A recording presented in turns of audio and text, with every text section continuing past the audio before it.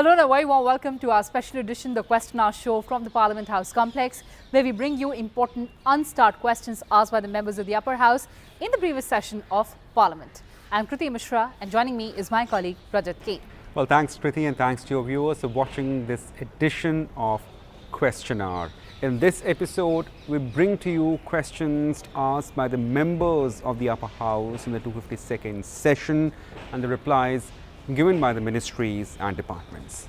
Well, Rajat, you know these questions are a very important part of India's parliamentary democracy because they give an opportunity to the members of both Rajya Sabha and the Lok Sabha to seek answers from the government. Now, there are different types of questions, the unstart questions, the start questions and the short notice questions. But our show focuses on the important unstart, or of which the answers are given in written format by the government. Well, broadly speaking, the three categories of questions and how they are asked, what exactly is the procedures of questions being asked in the House and replies given by the ministry. Here is a small video clip. A member submits his or her questions at least 15 days before the office of Rajya Sabha chairman. The Rajya Sabha Secretariat chooses the questions to be answered through a draw of ballots. Separate ballots are held for start and unstart questions. The questions are scrutinized for admissibility under the current rules and precedents. Advance copies of chosen questions are sent to ministry or departments concerned. The ministry concerns collect information to prepare the reply.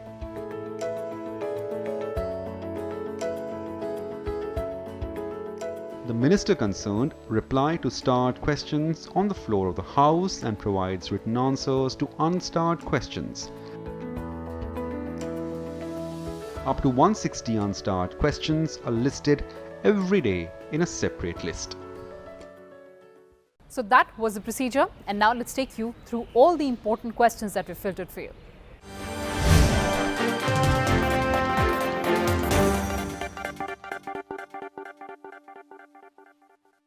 So the first question in this edition is from Rajya Sabha member Rajat Sinha, and this question pertains to the Ministry of Health and Family Welfare. And the member has asked about the disposal of biomedical waste by the quarantine centre during the COVID pandemic, and what are the guidelines that the government has issued, and are these guidelines being followed by the quarantine centres? Well, Kriti, that's a very important question asked by the member, and the answer was given to that by Minister of State for Health, Ashwini Kumar Chaubey. Now, before the answer, we'll just tell you the issue of disposal of biomedical waste during COVID pandemic was an utmost important for the government.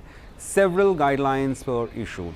Now, in the elaborate reply, the ministry said, as informed by the Central Pollution Control Board, there have been few complaints regarding dumping and improper handling of biomedical waste by operators of common facilities and improper segregation by quarantine centres and healthcare facilities treating coronavirus disease of 2019 patients. In one such case in Tamil Nadu State Pollution Control Board, Tamil Nadu has imposed environmental compensation charges against common biomedical waste treatment and disposal facility for illegal dumping of biomedical waste. Now, COVID-19 related biomedical waste can be disposed with existing infrastructure complying with provisions under Biomedical Waste Management Rules 2016.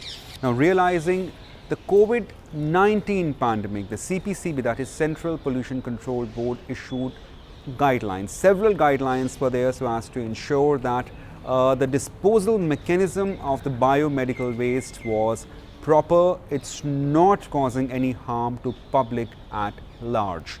The guidelines were primarily for handling, treatment and disposal of biomedical waste generated during treatment, diagnosis, quarantine of COVID-19 patients. These guidelines were initially issued on 19th of March 2019. Thereafter revised 4 times depending on the ground situation and evolving technical guidance. Now, the last revision of the guidelines were issued on 14th of July 2020. Now, in order to monitor COVID-19 related biomedical waste and to compile data through electronic manifest system, CPCB developed COVID-19 waste tracking software named COVID-19 BWM. Both Android, mobiles and web versions of software application were designed for waste generators, common biomedical waste treatment and disposable facilities operators, State Pollution Control Board and Pollution Control Committees and urban local bodies. The first version of app has been introduced and demonstration was given to State Pollution Control Board, Pollution Control Committees and other stakeholders in May 2020. Now, the State Pollution Control Board and CBWTF are directed to ensure using of the tracking apps. Now, the Central Pollution Control Board, via its letter on the 21st July, issued show cause notice to 106 number of CBWTF. Now, that is Common Biomedical Waste Treatment and Disposal Facility, for not using the COVID-19 BWM tracking app. So clearly, CPCB was quite firm in its guidelines and they made sure the guidelines issued for the correct disposal of the COVID-19 biomedical waste was as per the guidelines that were prescribed by the government. These guidelines were not just furnished by one agency.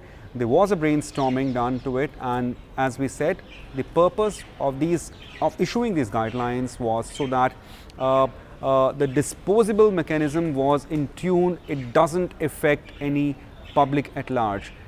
COVID-19 is highly contagious disease, and it's still, one can say it's still spreading. But clearly these were the guidelines and these were the initiatives taken by the government agencies so as to make sure that at least it's contained to the maximum possible limit. Now, directions under Section 5 of Environment Protection Act were also issued via letter dated 21st of July 2020 to all State Pollution Control Board and PCCs to ensure compliance to Central Pollution Control Board guidelines for effective management of biomedical waste. Now, CPCB has created separate page on its website for dissemination of awareness on management of COVID-19 related waste, including safe disposal of masks and personal protective equipment, that is PPE, by general public. So Kriti, these were the guidelines issued by the CPCB, the government agency in disposal of biomedical waste pertaining to COVID-19 patients. So this answer assumes paramount importance amid the COVID-19 pandemic. Let's move on to the next question now.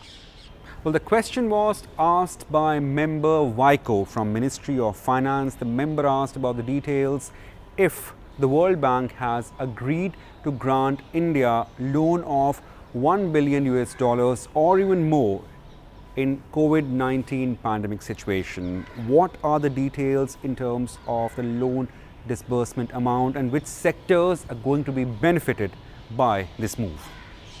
Well, again, that's a very important question and the government has given an elaborate response, and the government goes on to say that the World Bank has given 3 loans to Government of India worth $2.5 billion to support Government of India's response to fight COVID-19 pandemic.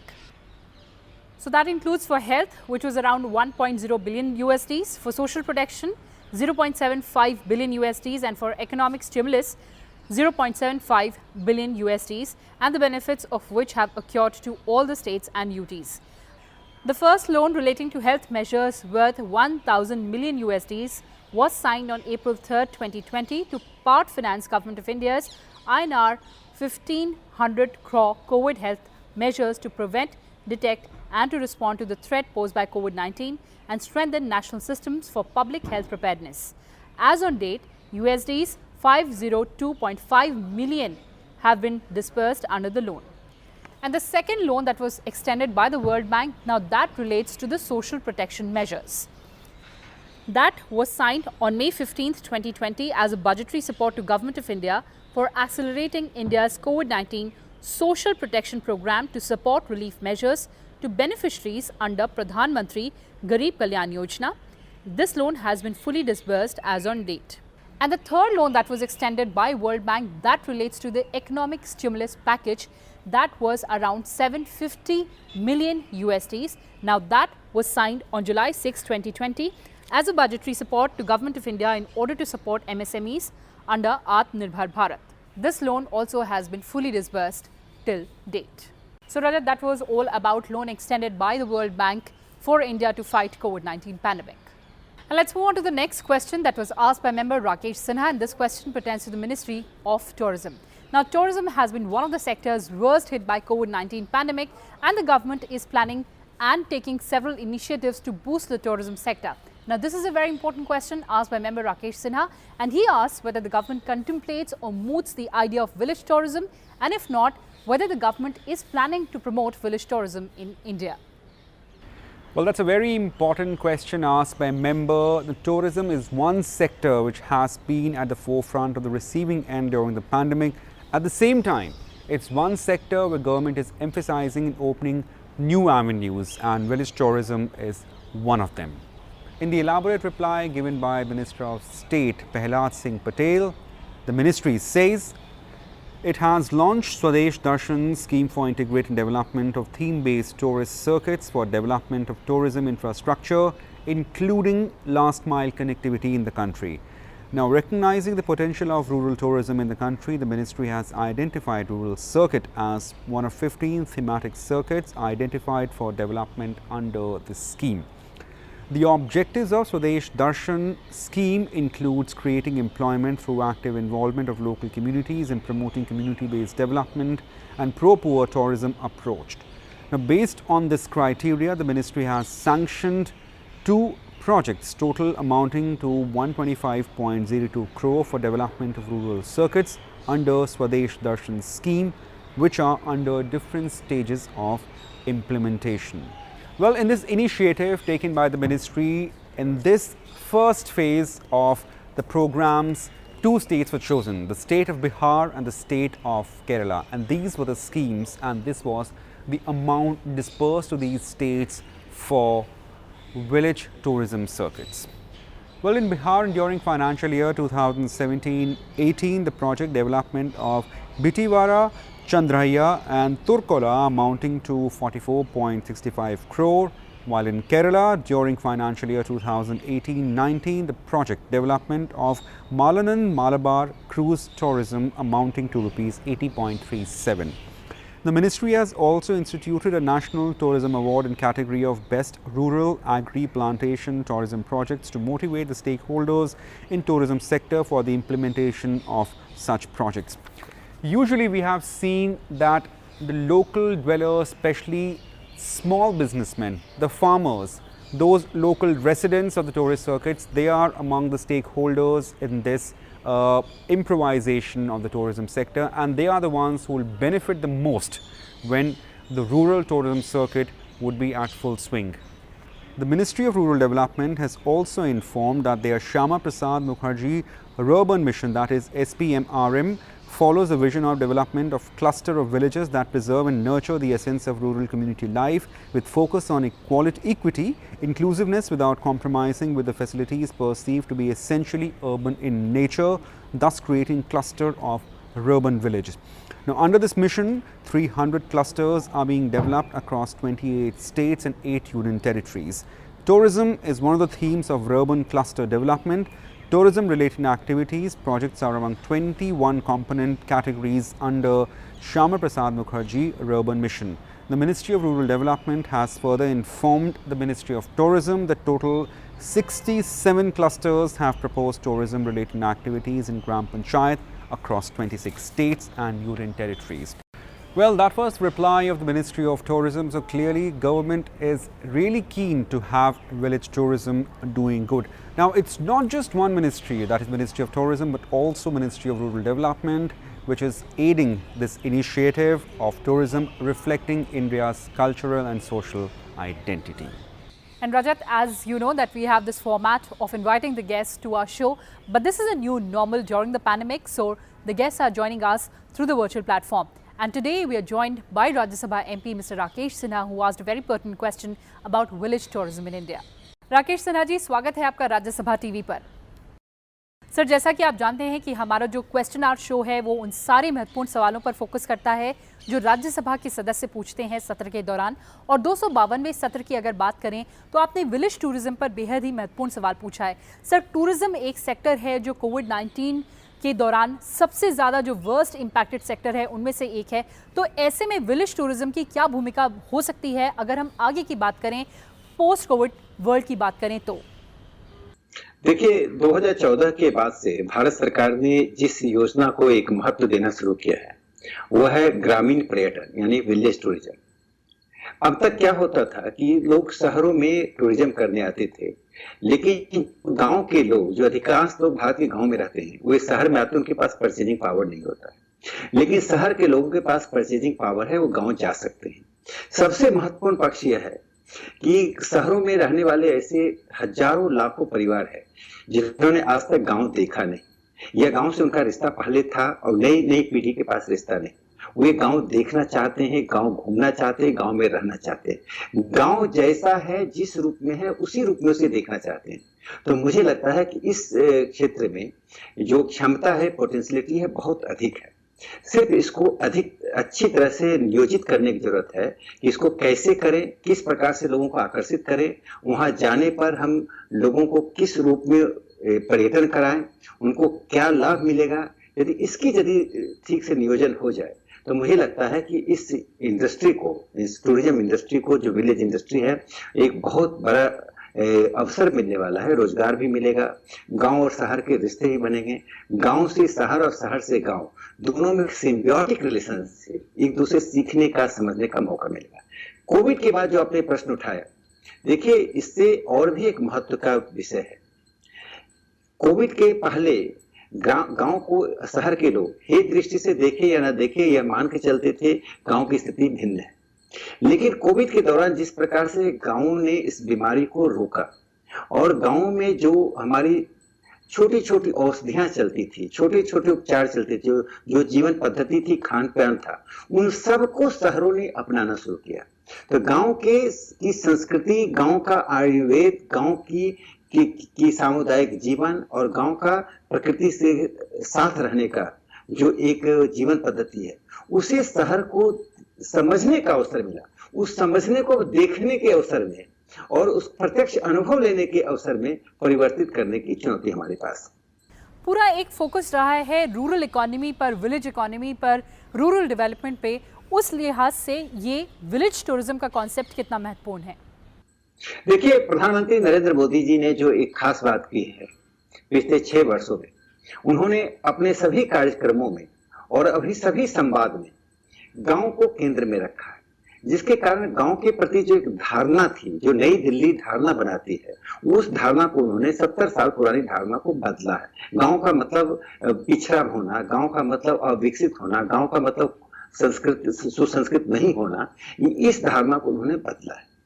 अब सवाल उठता है कि इस tourism में कितनी क्षमता है। देखिए, भारत में अनेक ऐसे गांव अभी भी हैं जो सेल्फ सस्टेन गांव है। जैसे कर्नाटक में एक गांव है मटूर। अब मटूर गांव में सब लोग संस्कृत बोलते हैं। अब उस गांव की एक वैशिष्ट है कि हर व्यक्ति संस्कृत में बात करता है। उसी तरह से नागालैंड में मॉर्लिंग नोंग एक गांव है। उसी तरह से बिहार में एक धरनई गांव है जो फुल्ली सोलर गांव है, पूरे गांव में सोलर है, 24 घंटे बिजली रहती है। ऐसे अनेक गांव के उदाहरण मिलेंगे। जैसे राजस्थान में एक पिपलंगी करके गांव है, जो राजस्थान में है, जिसमें जब बच्ची का जन्म होता है किसी घर में तो 111 पेड़ लगाए जाते हैं। हर बच्ची के जन्म के बाद, यानी फीमेल चाइल्ड के बर्थ के बाद 111 वृक्ष लगाने की परंपरा।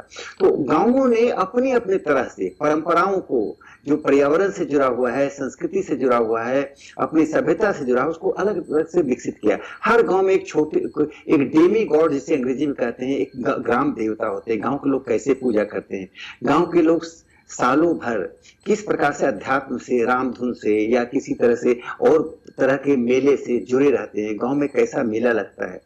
तो मुझे लगता है कि इस फील्ड में $मिलियन यानी करोड़ों रुपया अर्जित करने की क्षमता है, रोजगार सृजन की क्षमता है। उससे भी सबसे बड़ी बात है, गांव और शहर के बीच जो एक मानसिक दूरी है उसे समाप्त होगा। गांव से बहुत कुछ सीखना है शहर से, क्योंकि जो शहर में लोग आए हैं गांव से ही आए हैं, गांव से टूट गए। इसलिए पुरानी पीढ़ी नई पीढ़ी को कहती है गांव चलो, गांव जाना नहीं चाहते। लेकिन अब उसको उत्साहित करना है, प्रोत्साहित करना है और दोनों को जोड़ना है। जी बिल्कुल, राकेश सिन्हा जी, आप हमसे जुड़े वर्चुअल प्लेटफॉर्म के माध्यम से, बहुत बहुत धन्यवाद। धन्यवाद। Now moving on to next question that was asked by member Vinay P. Sesrabudde from Ministry of Science and Technology.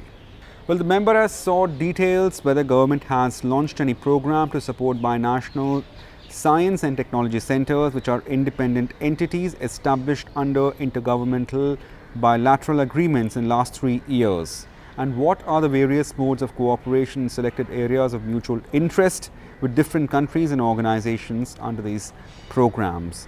And lastly, the ministry has also asked about the number of Indian scientists who are participating in this binational science and technology initiative.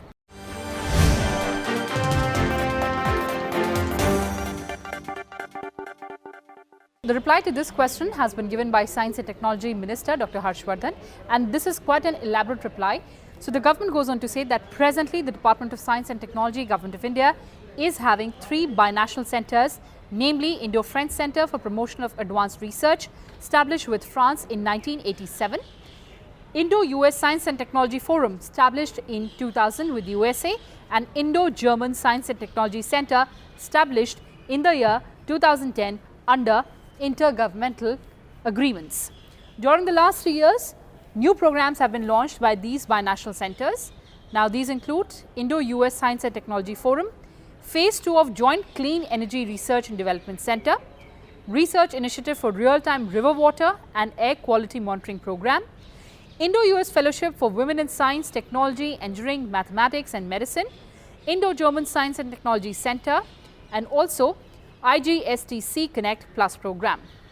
Under the JCERDC Phase 2 program, the UI assists US-India Collaborative for Smart Distribution System with Storage project co-led by Indian Institute of Technology, Kanpur and Washington State University.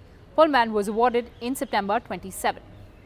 Now, this project seeks to address all the critical issues that are related to the development and deployment of smart grid with distributed energy resources, including storage and distribution network for its efficient and reliable operation. Government of India and Department of Energy US have actually contributed $1.5 million each annually for this consortium for a period of 5 years. Recognizing the importance of developing online river water and air quality monitoring systems, Department of Science and Technology, Government of India and international collaboration to jointly initiate the Research Initiative for Real-Time River Water and Air Quality Monitoring Program. 4 projects were identified for award in 2017-18. Out of these, 2 have been funded under air and water quality monitoring categories respectively. Now, the Indo-US Fellowship for Women in Science, Technology, Engineering, Mathematics and Medicine is a fellowship program conceptualized in partnership with Department of Science and Technology to provide opportunities to bright Indian women students and scientists for capacity building to gain exposure and access to excellent research facilities in US academia and labs. Since year 2017, 2 calls have been announced, and through the program, 40 young women researchers, scientists or technologists have undertaken research at premier US institutes or universities and labs for a duration of 3 to 6 months in frontline areas of science, technology, engineering, maths and medicine.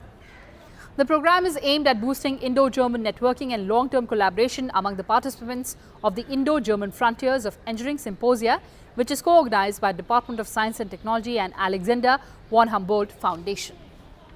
And moving on to the next question asked by member Neeraj Dangi, and this question pertains to the Ministry of New and Renewable Energy. And member Dangi has asked the government about investment plans in the renewable sector. He has also asked about the production target and also about the quantum of power distributed among people. Well, that's a very important question, Kriti, especially in the wake of government saying that by the end of year 2022, they would like to have 175 gigawatt of renewable energy capacity across the country. Well, in the reply, the ministry said that as against this target, a cumulative renewable energy capacity of 88.79 gigawatt has been installed in the country up to August 2020, and the most of the grid-connected renewable energy projects in country are being implemented by private sector developers selected through transparent competitive bidding process. Now, initiative taken by government to encourage investment in the country in the field of renewable energy include permitting FDI up to 100% under the automatic route, mandating a requirement of letter of credit as payment security mechanism by distribution licensees for ensuring timely payment of RE generators, setting of ultra-mega renewable energy parks to provide land and transmission on plug-and-play basis, waiver of interstate transmission system charges and losses for interstate sale of solar and wind power for projects to be commissioned by 30th June 2023, notification of standard bidding guidelines to enable distribution licensee to procure solar and wind power at competitive rates, declaration of trajectory for renewable purchase obligations up to year 2022, laying of transmission lines under Green Energy Corridor scheme for evacuation of power in renewable rich areas, and setting up of project development cell for attracting and facilitating investment in domestic manufacturing. And lastly, the loan limit for renewable energy have been increased or say doubled in RBI's revised priority sector lending guidelines. Well, moving on to the last question of this edition of the show. The question was asked by member Prashant Nanda from Ministry of Corporate Affairs. The member asked details about the provisions of using Minerals Development Fund and what are the details.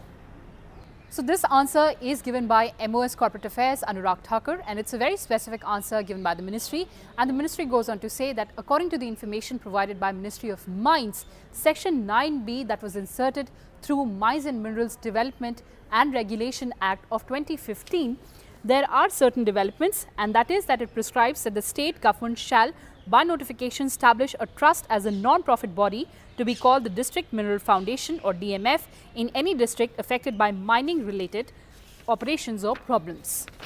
The object of DMF shall be to work for the interest and benefit of persons and areas affected by mining related operations. The composition and function of the DMF shall be in accordance with the procedure that has been provided by the respective state government. Further, Ministry of Mines via order dated 16th of September 2015 framed Pradhan Mantri Khanij Kshetra Kalyan Yojana. As per the said order, the central government directed the concerned state governments to incorporate into the rules framed by them for the DMF and to implement the said scheme. Well, that's it, Kriti, and thanks to our viewers for watching this edition of Question Hour. Thank you so much. Take care, stay safe and stay tuned to Rajya Sabha television. You can also watch all our programs including Question Hour on our online platform of YouTube, and also you can catch the latest updates about Rajya Sabha TV and developments in the program on another online platform of Twitter. Thank you.